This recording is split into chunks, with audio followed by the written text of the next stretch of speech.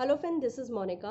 आज मैं आपको कुछ बताऊंगी। कल मैंने एक बुक पढ़ी थी जिसका नाम था the richest person in Babylon. अब पहले जब मैंने ये देखा तो मुझे नहीं पता था बेबीलोन क्या है, it's a name of the place और क्या है। जब मैंने उसको सर्च किया गूगल पे तो वो एक प्लेस है इराक में।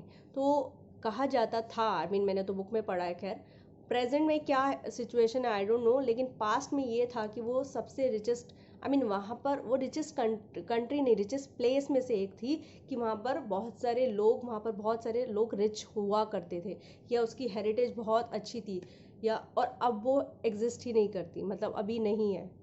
तो मैंने उसके बारे में, उस बुक के बारे में पढ़ा, तो उस बुक में मुझे ये पढ़ने को मिला कि if you want to be rich then वही जो हम एक मूल मंत्र है ना, जो वो काफ़ी किताबों में हम पढ़ते हैं कि कंपाउंड इंटरेस्ट या हमें बचाना चाहिए, या 1/10 अपनी जो अर्निंग है वो बचानी चाहिए। तो वही उसका मतलब एक समरी आप कह सकते हो, या उससे आपको क्या सीख मिली। तो उसके अंदर बेसिकली वो ये बोलता है कि मैं रिच इसलिए बना, या उसको किसी ने जो एडवाइस दी थी वो ये थी कि when you earn just keep something for your self also, जिसको तुम्हें खर्च नहीं करना।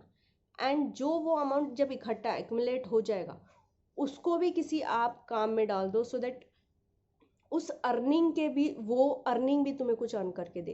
Basically you are creating source of income, और you are creating pipeline so that you can give money. So वो दैट पर्टिकुलर अमाउंट इकट्ठा करके, उसको कुछ खरीदना नहीं है, उस इकट्ठा करके अमाउंट को then you have to use it और invest in some other thing so that you can earn from that particular amount also.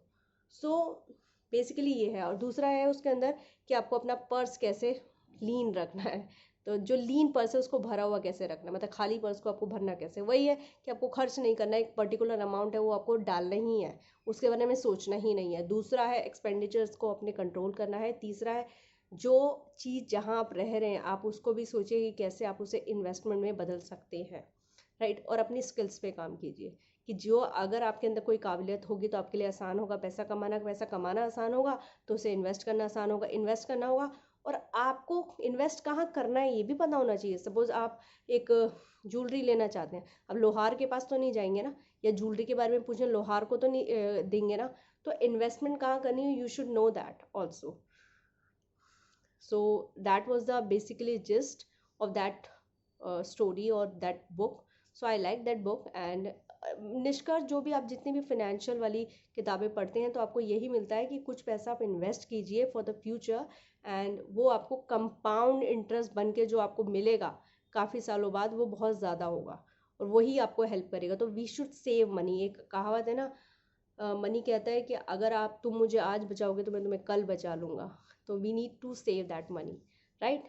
I hope आपको समझ में आया होगा। Thank you very much.